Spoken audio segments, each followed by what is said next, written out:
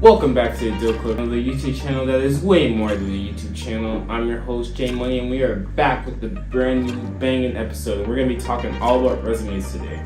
So get ahead of the game. Don't miss out on this episode to figure out what's happening. Let's go. Alright, before we start into it, what's the definition of a resume? It's a very helpful tool that you use when applying to jobs and looking for jobs. And via the internet, a resume is a formal document that a job applicant creates to itemize their qualifications for a position. A resume is usually accompanied by a cover letter which the applicant expresses interest in a specific job or company that draws attention to the most specifics on the resume.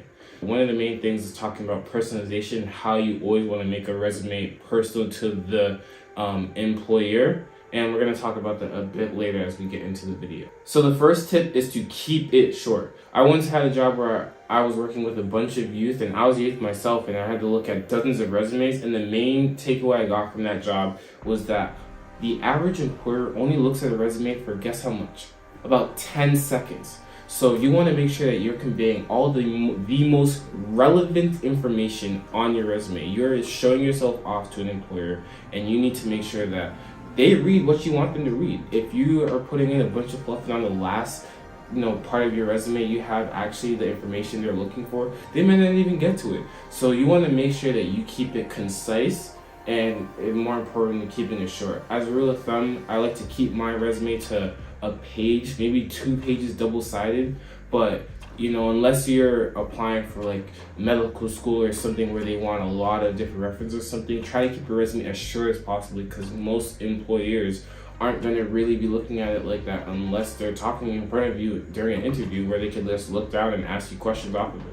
The next tip is to be very detailed. You want to have a lot of detail in your resume, as concise as possible. You want to be as detailed as possible in explaining your work experience, any awards, any metrics and numbers. Those are very important because if you're showing an employer the level of detail and care that you have, you want to be able to have evidence to provide that and back it up. A lot of the time though, people will run into the issue where, this may be you're applying for your first job or you're applying for a job in a field you haven't been accustomed to, and you may not have stuff to put in your resume.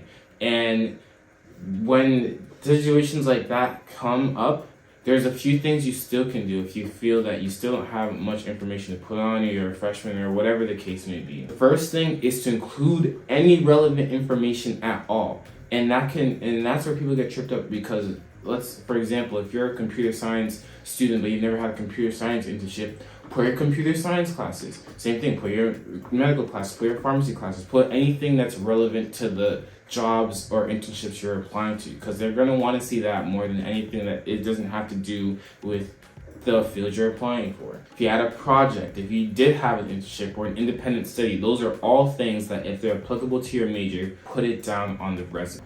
The next tip, this sounds pretty self-explanatory, but want to throw it in here. Make sure you include your relevant contact information. That includes your phone number, your email, probably your address, your name. Those are all things that if the employer wants to proceed with you, they're going to need all the information to contact you. There's no point in putting your beautiful resume together if it's not going to serve a purpose at the end. So please make sure you don't forget your contact information. Next up, this is one that applies for people in school, and it's to put your GPA on there. And it's one that I've struggled with, and I know a lot of people struggle with and have asked me about. And I'll tell you why you want to put your GPA on it, because for one, again, like if you are in school and it's not on there, they're going to ask. If it's a job that's saying, I want a 3.0 GPA or whatever, they're most likely going to ask you what your GPA is. So don't be afraid to put your GPA on there because it's going to be asked no matter what. And I've even heard some interviewers get alarmed if it wasn't on there and may consider that a red flag. Now you may be saying, my GPA is not something that I want most employers to see, or it's embarrassing, or I'm trying to get it up. Still put it on there, and also don't let it make that be afraid for you to apply to jobs if your GPA is slightly below. My first job I got as a freshman actually was a job that said, we're looking for sophomores.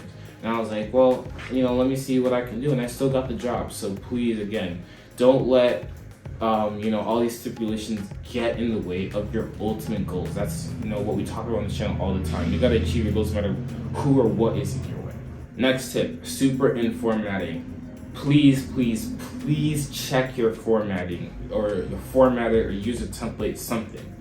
Have you ever looked at a resume, or looked at a sentence, or looked at anything, and the first sentence was misspelled, or there's riddled with spelling mistakes? No one's gonna want to read that. It's hard to read that. And if you're an employee, you're definitely not gonna want to read that. So please make sure you're putting in the effort to make sure that all your blocks are uniform, that everything looks clean and neat.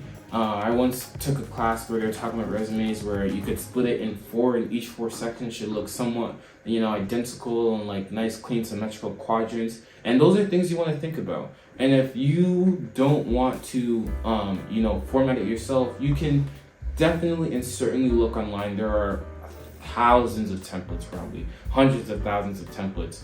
My only thing with templates is I'm not the fan of, flashy templates that have like blocks or colors, or like, have, big fancy formatting that isn't standard to what you usually see. And, I'm more of a fan of the traditional, just get the information on the page, because you don't want anything distracting your employer. You want, again, just the most relevant information that's going to get you the job. And again, it should be formatted, but you don't want something that's like has blocks, or I've seen something where it's like, oh, like this is my proficiency level in this certain programming language. Again, I don't think those things are important, because if they really want to question proficiency, they're going to interview you. So definitely, try to explain it in words, or just try to have, again, a good, clean format that gets the point across. Next up, include a mission statement. So some of you may have seen on resumes that some have an objective at the top, or a statement, whatever. I call mine at the top of my resume a mission statement, and I'm going to include a copy of one of my old resumes so you guys can see what I'm talking about. But a mission statement and objective is basically a 1 to 2 sentence, definitely no more than 1 to 2 sentences, one should be good, of what this resume is about. And this is actually super important, and it goes back to the personalization stuff we were talking about. That mission statement should be telling the employer what your mission as a person is professionally, and what you can do to help their company. For example, I think some of the best mission statements are something that say along the lines of like, I am looking for a internship at Apple in the summer of 2023, working with assembly language. Mission statements like that are good because it's specific. It calls out the company, it calls out the specific position that you're looking for. And those are things employers want to see.